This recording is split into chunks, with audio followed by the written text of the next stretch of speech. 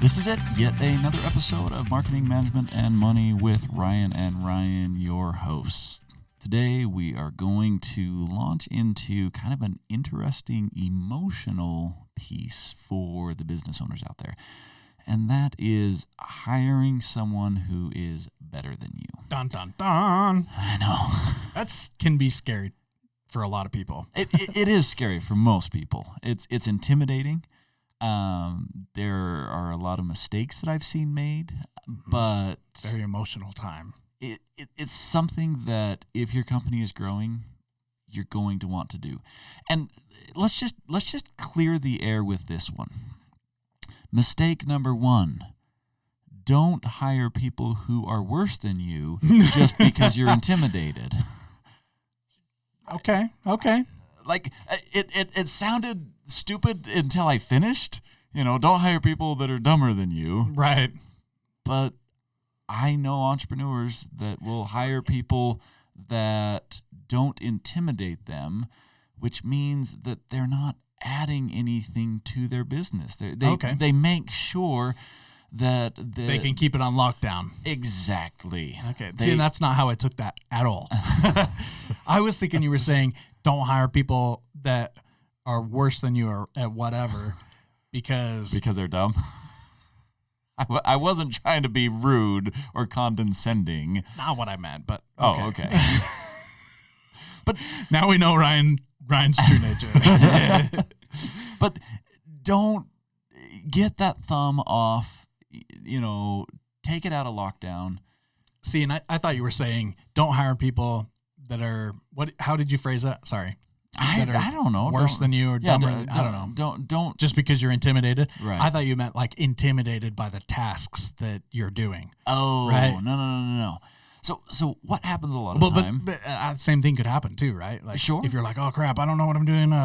Just hire somebody because they sound like they know what they're talking about in terms of accounting, but I don't know because I'm scared of accounting. Yeah. And then you hire somebody and they suck at it. I've seen that happen.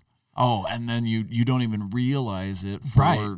7.5 months because you don't know Oh anything. my gosh. Okay, well, we will get there. I have a great reference for that one too. We will get there. But I want to start with this one of, keeping suppression because you are personally threatened. Yeah. And this is hard to see because no one wants to look in the mirror and just be like, oh, yeah, I suck at this. And, especially if you have started the business and, Yeah. you're like, I built this up from my bootstraps. I had nothing. It's that good old war story entrepreneur. Well, when I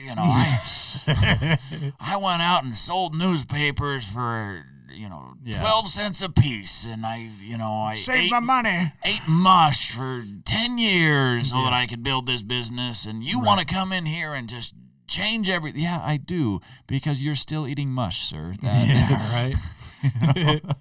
And so when you get ready to hire people, take an inventory of yourself. What are you good at? What are you bad at? And be willing to accept that even though you've put blood, sweat, and tears into your business, someone else has put blood, sweat, and tears into their education, or they might have experience from 4 different businesses, and you've been stuck in one business. And, so when they come and share ideas with you, well, guess what? It's not going to resonate with you because you would have come up with these ideas if you had them, but you don't. And so, it's a level of humility, but it's a necessary step. At some point, every business owner who starts a business is threatened or intimidated, or they feel, condescended by, the young whippersnapper or whoever that comes in after the fact. Well, and I want to make a point here that all of the I'm gonna be daring, and I'm gonna say all of those types of feelings or that where those are coming from is fear based. Right? Sure, and, I would agree with that. And that is never a smart or a wise position to be making decisions from, especially if it's a decision to stay limited, right? Yeah. Like you may think like, oh, okay, so this whole time I've been sitting here thinking about, have you ever seen those people that like, it's the craziest thing, super cool, but they like balance like river rocks on top of each other, and then they'll take like this stick and then they'll balance 2 rocks out on the, and they like build this whole thing. So it's like, it's just like that for a small business owner, right? Like they are teetering all of these things together and they've got it like 3 rocks high and they're super stoked, right? And then there's like this sage that comes in and he specializes in this particular type of I don't know, whatever. But he's an accountant. But and they're like, hey, well, if you actually did this, and as a small business owner, you're like, don't touch it. Yeah. I got 3 rocks. Leave it alone. And they're like, all right, Okay, but then that leads right into what you were going to reference. So the sage comes in, and I just did air quotes there. Right. So the sage comes in, and they're just like, oh, do this. And you're like, okay. And then they knock your rocks over, and they're like, oh, whoops, sorry. And then they leave. Yeah, exactly. or they're like, or you're like, okay, you get to the point where you're humble enough, and you're like, okay, I got 3 rocks. I've tried 4 several times. I can't get 4. And so, hey, Sage, do you know how to do 4 rocks? And they're like, yeah. Yeah. How much you paying for me to stack rocks? Stacking. I need a wheelbarrow. No wheelbarrow. No wheelbarrow. Of course not. Why would I do that? This is a management position, right? With a management salary? Yeah. Yeah. I can cover it. Exactly. Oh my gosh, dude. Oh, I've seen that firsthand. Terrible. But no, the reference I was going to make earlier is, have you ever seen The IT Crowd? It's a British comedy. No, I've never even heard of it. Oh my gosh, you have to look at it. It's hilarious. Case in point. So I think it's either the first or the second episode.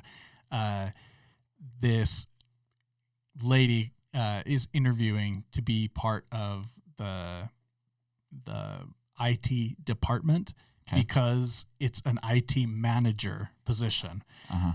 And the CEO of the company or something is interviewing her and asking her about what she knows about IT. And she's like, yeah, IT, computers, mouse. I've worked with keyboards and email.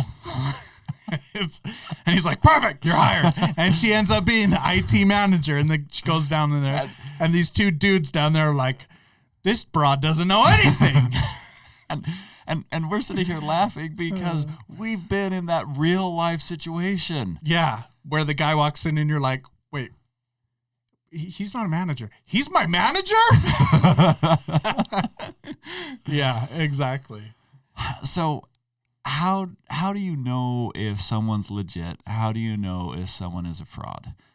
And one of the things that I would recommend is I've seen this happen a lot. And that is, you put some sort of probationary period together. Yep. You put some sort of, you got to prove yourself. Yeah. Like if I want to, be on a sports team, I got to try out. Now, they're not going to know my total skill set by tryouts, but they're going to weed out those who know nothing. Yeah. They can see the basics pretty quick. And what happens is, I see these small businesses that they're just like, I gotta have somebody. I gotta have somebody. And if I want talent, I gotta pay for it. You get what you pay for. And I'm like, that is true. But there's also a sucker born every minute, and don't be that guy, Yes. And so, right? If someone comes in and, they're talking the talk, the problem is you're hiring this position because you don't know what to do. If you knew what to do, that wouldn't be where you're hiring the position. Or you don't have the capacity, right? True. But that one's a little easier because you at least have the experience to kind of see through if someone is, full of themselves. Or you're not humble enough to admit that you really don't have the experience. Yeah, I got the experience. I can do it. I just need somebody to do what I was doing. May I just state that years and experience are not the same thing. Yes. You do have to put in the time to get the experience, but just because you have put in the time does not mean that you have the experience. Exactly. So if someone comes in, if they're serious about your company, especially, look, you're a small business. So first off, you're not fully attracting them on a salary because most of the and you shouldn't be. Like, Right. if they're making top dollar working for a small business, you probably are hiring the wrong guy or overpaying them because small businesses, and we did a full episode on this where we talked about that entrepreneurs, they have to buy into your vision. They have to buy into what it is that your company does. Yeah. And they want to be in a entrepreneurial environment. So they're willing to sacrifice some of the salary, some of the perks, some of the benefits that come with a solid corporate job. Right. And so first off, you should not be trying to attract them with top dollar. Now, I don't mind attracting someone and then when they've proven themselves, building them up to top dollar. Right. But don't start by attracting them with top dollar because what you'll get is overpriced people. Garbage. And they know you don't know because... Yeah. And then he walks into your building and the other employees are like, that's my manager? Oh, my gosh. You're right. I got to find a new job. And so start them a little bit low. Make them want it. Make them earn it. Have some things that they have to prove themselves. There's nothing wrong with that. And I love how you brought up the probationary period kind of a thing. I worked with a company recently that's how they brought on their employees was on a project basis, right? Like, so they have these different categories, so to speak, right? Or of work that they have already ironed out, like the process. You just made that sound so category work. I know. I can't think. I'm trying to think of the term that they used, and it's not coming to mind.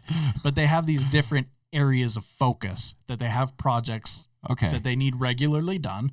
That they've determined to show efficiency or productivity or whatever in these different areas. And so they will bring on basically freelancers at that point. They'll hire, quote unquote, hire people to do these jobs on a project basis. And then they judge them based on their deliverables, right? Yeah. And so that becomes the skill set portion of it becomes the secondary judgment, or not the secondary. It's like the post judgment, right? Sure. The initial thing that they're judging these people on to bring them on in the first place to do these projects is their character. You know what I mean? Because there are things that you can't teach people, right? Well, like, and if they don't have them, like if people just are sour pusses and they're not going to have a good attitude at work, you can't train that out of a person. Right. You know what I mean? Yeah. And so first and foremost, they look for, they've identified these things that are core values, like you said, important to their company. It's core to their company. And as long as people align in that way, they'll give them a project. You know what I mean? And then they'll judge based on the what they receive back. Okay, we can hire this person. Yeah. They'll fit well. So in his book, Good to Great, Jim Collins talks about leadership from within and how important that is. Now, this, in my mind, is a variation of that because, what it's saying is that, like you're suggesting that you kind of bring them inside and then give them a chance to prove their leadership skills or, in this instance, their competency. Yeah. But that was a huge finding that he did, a very, data-driven study on what makes companies, go from good to great. And it was this internal leadership, not bringing in a lot of people from the outside. Now, at some point, you got to bring someone in from the outside, right? Right. But they have to have that internal buy-in.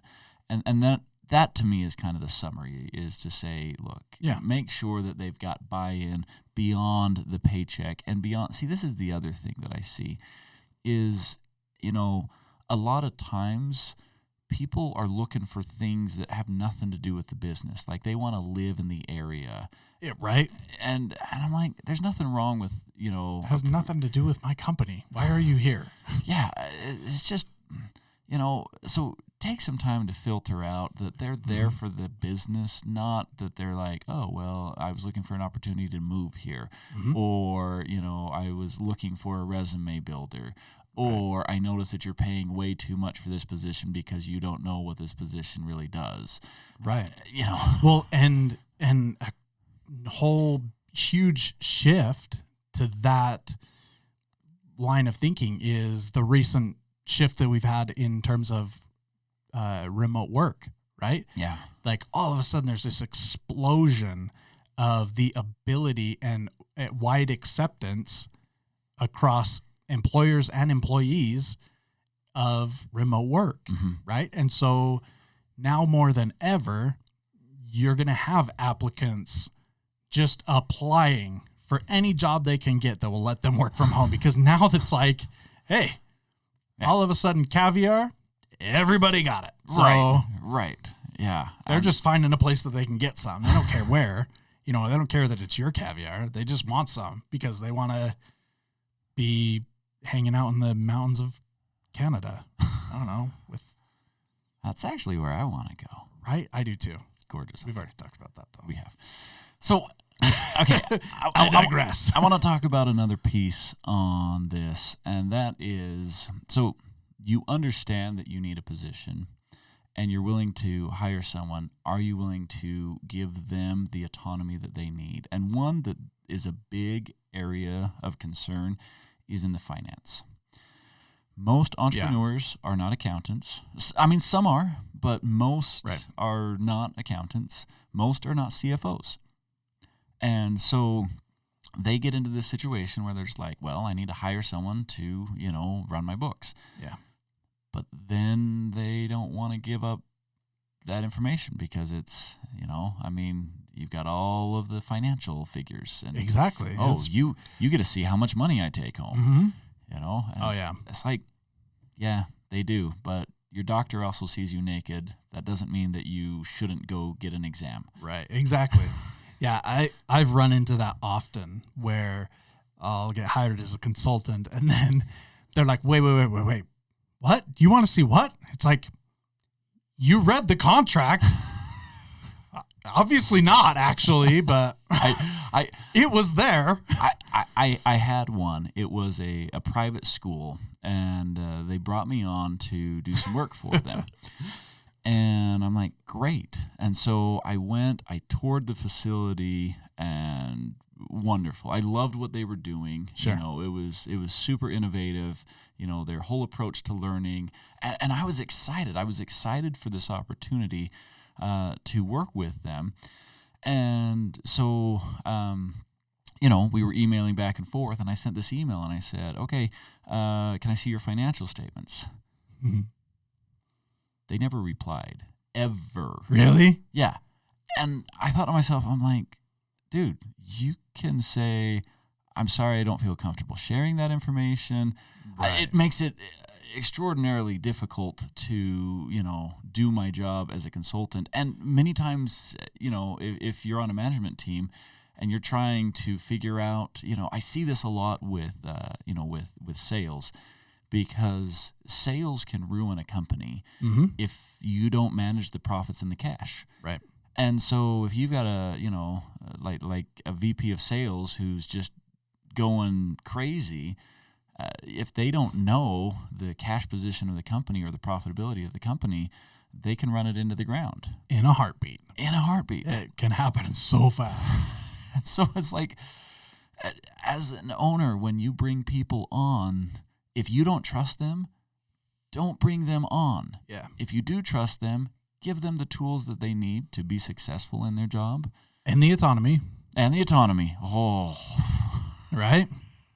Because it's like, coming back to the stones, it's like, hey, I need you to stack that fourth stone. And then they're like, okay, let me do it. And you're like, don't touch my rocks. Yeah. Or, no, here's the fourth rock, but I'm going to hold it while, it's like, no, you got to let them do it. You know what I mean? And that's the thing, though. It's scary, right? Because you're like, this is your baby. You spent forever figuring out how to stack those three rocks, but you can't do it on your own. Yeah. Nobody can, Yeah. right? So There's one final thing that I want to talk about before we wrap up this episode. We talked about hiring employees, that are better than you. Mm-hmm. What about hiring your kids? It's a real thing because so many entrepreneurs want to hand down the business to their kids. Right. And sometimes it's successful. Sometimes it's not. Yeah. So, well, and we've talked a little bit about that in previous episodes where it's like, I personally, or I gave the example of a friend of mine that they have this process that they've handed their company down through generations now. But it's like set in stone and it works for them, right? I don't know that this process would work for anybody else. It might not.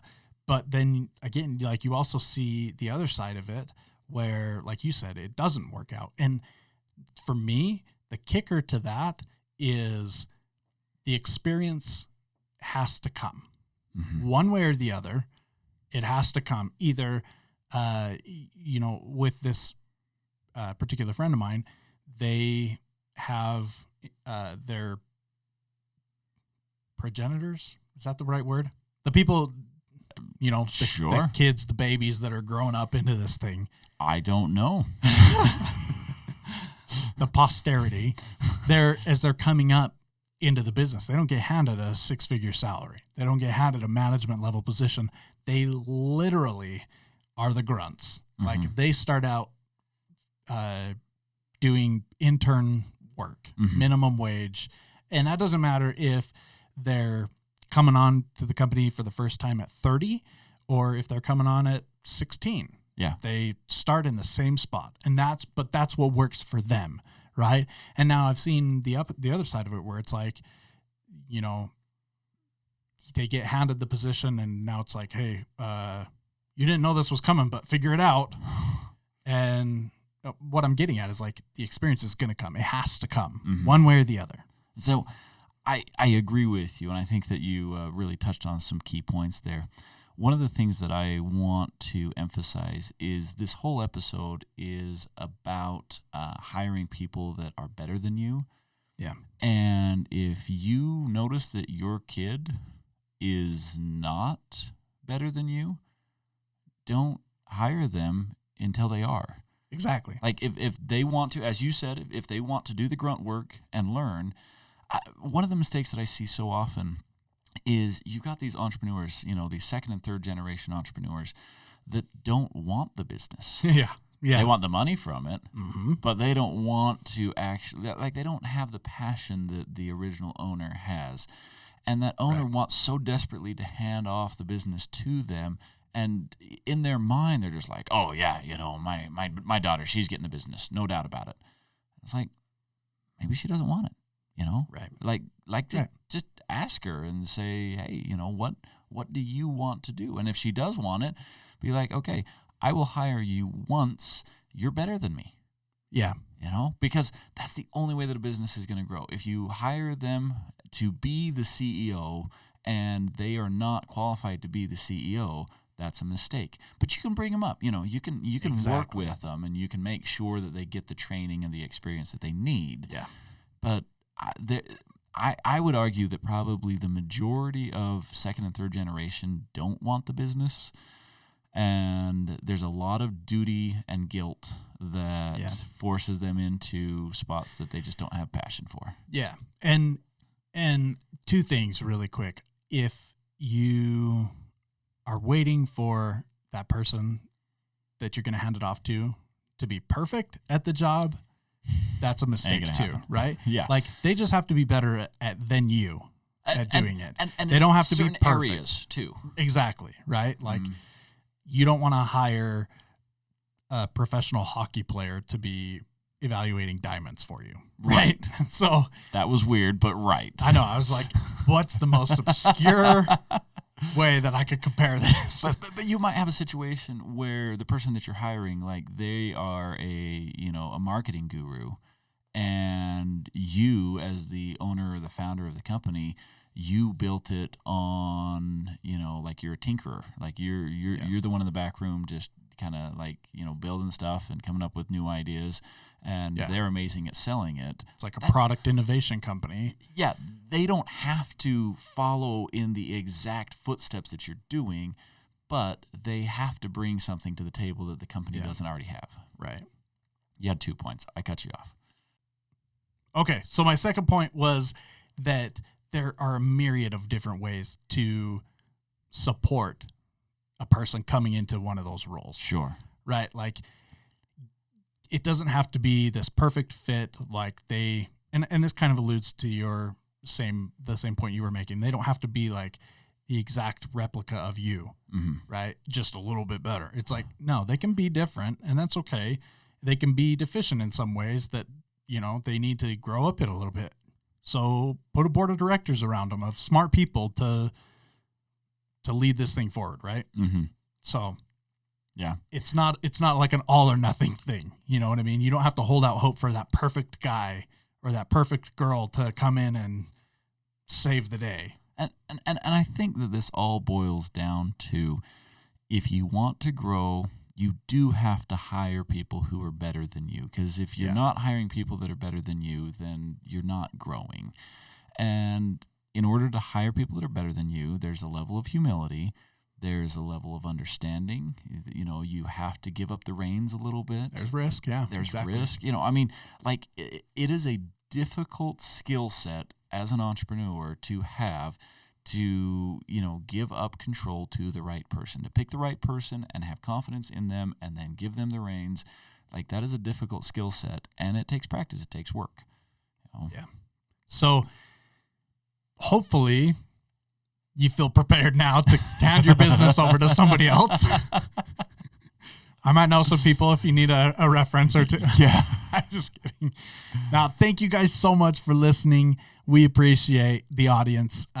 Feel free to reach out to us on Twitter. We are at MMMSmallBiz. That's at MMMSmallBiz. We'd love to read and talk about your comments and questions, and reach out to you guys and give feedback and things.